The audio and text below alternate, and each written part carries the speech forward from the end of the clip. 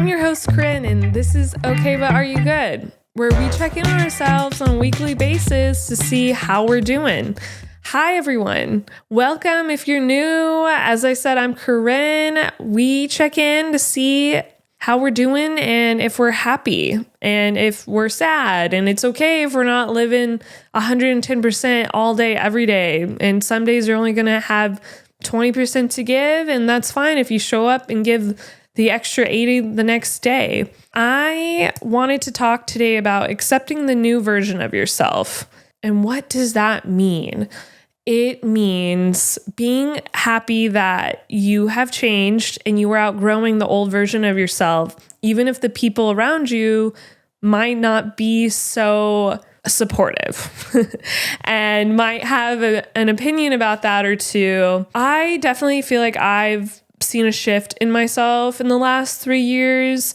I think part of that has to go with me moving back home. I left to go to the Bay Area for 9 years. So I went to college up there. And I feel like before I left, I was a shell of myself. I wasn't really exposed to a lot of things. So when I went to college in the Bay Area, I met so many new people. I was around different religions and cultures and just in a big city. And it was so exciting and it was fun and interesting to learn new things. And so when I got back, I feel like my mom definitely noticed a shift. And some days it's for the better and other days it's for the worse. But I think I really was unhappy at some point, and I keep bringing this up, but it definitely has to do with COVID for sure, where it just shifted everything of like, you appreciate things that you might not have had pre-2020, and it's time for a change. We all went through this traumatic event, and event's even the right word to describe it, pandemic, and it's kind of like a wake-up call. I feel like I've had a wake-up call in the last 3 years of you really need to take care of your mental and physical health. You can't keep doing the same thing. And I think before I left, I was definitely not living my best life, even though I had everything I could probably ask for. I still struggle with this, but I'm definitely a people pleaser. I'm definitely someone that just kind of goes with the flow to avoid conflict. And, you kind of just accept things for how they are. And I've shifted where I'm tired of that. I'm tired of doing things for other people just so they don't get upset with me. It's not something that's going to be changed overnight, unfortunately. It's like just accepting that you are going to lose a few people. They're going to be upset with you. And they're not going to understand this new version of you that you're sticking up for yourself for the first time in your life. One example, it reminds me of, if anyone read this, The Series of Unfortunate Events. It was one of my favorite series growing up to read. And they had to go to an office in one of the books. They were told at the beginning, children are to be seen and not heard, and adults are to be heard and not seen. So they never saw their boss that was in charge. They would always just hear her over the loudspeakers. And I think I really took that to heart when I was younger, because it's a lot of just kind of being what you're told and don't fight back. And I think especially in the last few years, I've started speaking up more. I've pushed people back. I've set these boundaries of no, I'm not going to be a pushover anymore. I'm not just going to do things to make you happy if it's just really hurting my mental health. And if you don't like it, fine, then I don't need to be in your life. And if you're not going to be supporting me, why would I keep you around anyways? And it's tough. And, sometimes when it's people you're really close to and people that you can't really fully cut off, it gets challenging. And how I feel like I handle that is I just spend less time with these people, and I just don't put up with it as much as I probably would have in the past. And that's been challenging.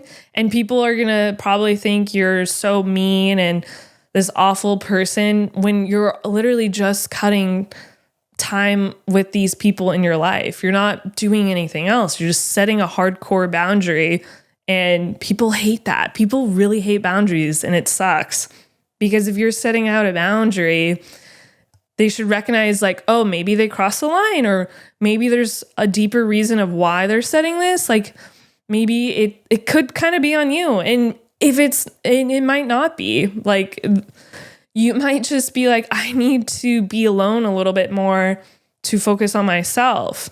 And I think the biggest thing when I was younger, I definitely would go with the flow. I wouldn't speak my opinion as much.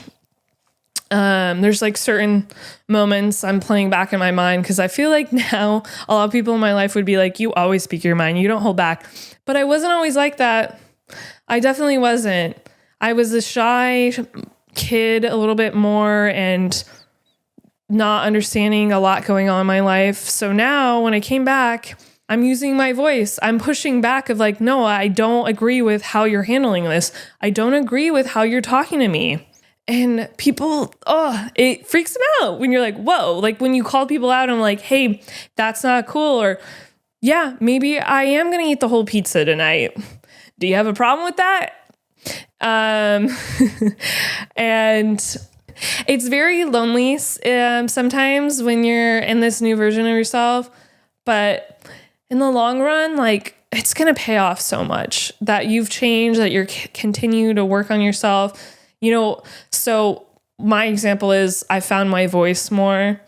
I got married last year and I definitely set a lot of boundaries with people because I really wanted it to be like my day or my fiance or my husband and I's day.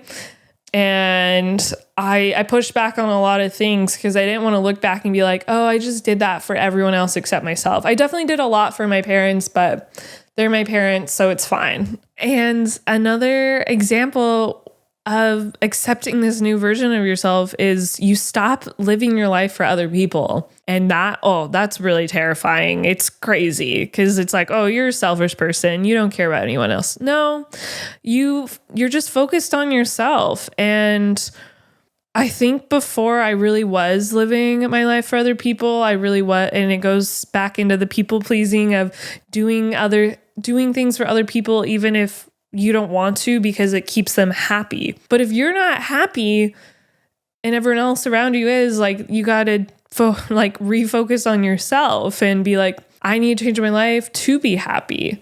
And I refuse to continue doing everything and anything for other people 24/7. I need some time for myself.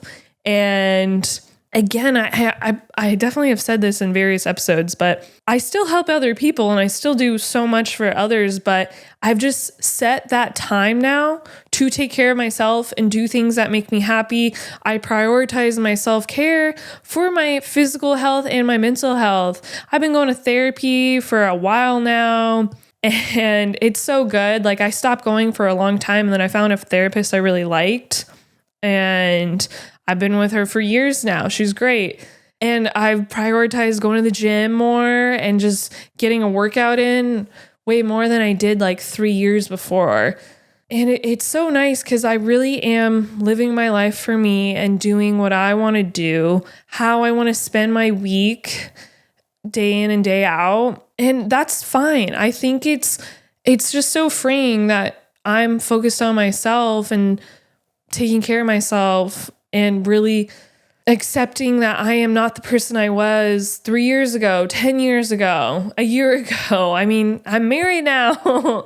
I'm a whole wife, even though I feel like a child bride, but I'm not. And it's so freeing. You don't live for other people. You found your voice. And the next thing for me is working on not being such a people pleaser. And being okay that people are going to be upset with me and that I can't do everything for everyone 24/7. I believe when someone knows you're a people pleaser, they take advantage of it and they really will push you to your limit and see how much you will do. And a lot of people see it as something weak, but I think it can be a strength. I'm choosing to look at it that way because then I'm just like, oh, I don't want to seem weak. And to me, it's just like, it just shows that if you're a people pleaser, you will go above and beyond for other people. But being a people pleaser, you're kind of just avoiding conflict. I think that's why we are how we are. And we just want to keep everyone happy. And that definitely ties into some childhood trauma one way or the other. And it just essentially goes back to keeping the peace and wanting everyone to love you. Someone recently asked me, like, do you just keep everyone in your life happy? And it's like, yeah, 100% I do. But I've learned, like, that doesn't necessarily mean I'm happy all the time. But I want to be. And I'm really working on it. And having that, like, feeling that weight on your shoulders of you have to keep everyone happy all the time, it sucks. It's not fun. I don't wish it on anyone. And I might tie into being the youngest in the family. It might just tie into, like, being that person a lot of people lean on in your life. So you don't want to put too much on them, so they just put everything on you, and you just want to be that person that can be there for other people. So I think that is a strength, because a lot of people come to you for help and you just keep saying yes. You're the yes woman or man.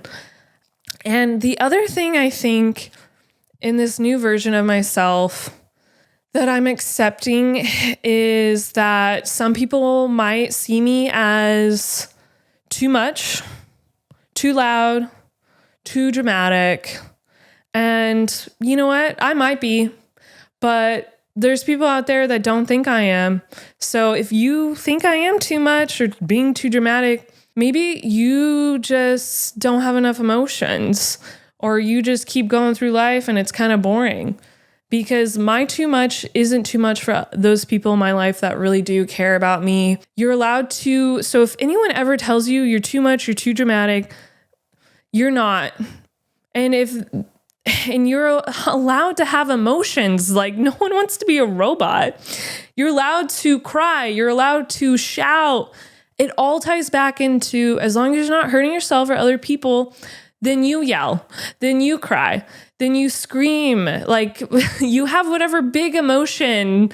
I mean, I'm still working on that, because for me, that's so hurtful, because it makes me just want to go back to the old version of myself and be a shell and not be too much, not talk so much, not like, stick in my little bubble and not get out of my comfort zone. I want to be loud and heard because I was not heard when I was younger. And that's how I am this new version of myself. And I'm accepting that I'm allowed to have emotions. I'm allowed to voice that you're upsetting me and you're hurting me, and not just staying in my little box and keeping everyone happy all the time. It's so frustrating, and it's so sad that I spent so many years of my life just going through the motions, doing what I need to do for other people to keep them happy, when I'm allowed to make myself happy and prioritize myself. And that's how I really am accepting this new version of myself. I'm it's when someone tells me I'm too much, it reminds me of that saying, when someone's so excited about something or so passionate about a hobby or something at their job or a project, anything like that, and then the person they're telling that to goes, that's stupid, or that's not that impressive, or I've done that already. The people that talk to you like that are just insecure and they're unhappy in their lives, and don't let anyone ever dull your shine. Because if you're only around people that dim your light, you're never going to grow. You're going to stay that old boxed up version of yourself, and you're not going to be this new happy version that a lot of people love, and you love yourself. And it's so hard because it ties back into being a people pleaser. Like, oh, okay, I'm being too much. Yeah, that hobby I'm really excited about, it is stupid. I shouldn't try new things. No, don't listen to them. You should be yourself, be your authentic self, be your quiet self, be your loud self, be your adventurous self, be your lazy self. Like, you should do things that make you a better person, that make you happy. And if everyone around you is just all negativity all the time, you need to find a new circle. You need to take a break from these people, because you will never change. you have to take a step back and look into, is it me or is it the people surrounding me? But don't turn it into the victim mindset. You need to be like, okay, maybe I need to take a break from this little circle for a while because you might have just outgrown them. I told my little brother, you might need to find a new circle. I know you can do better.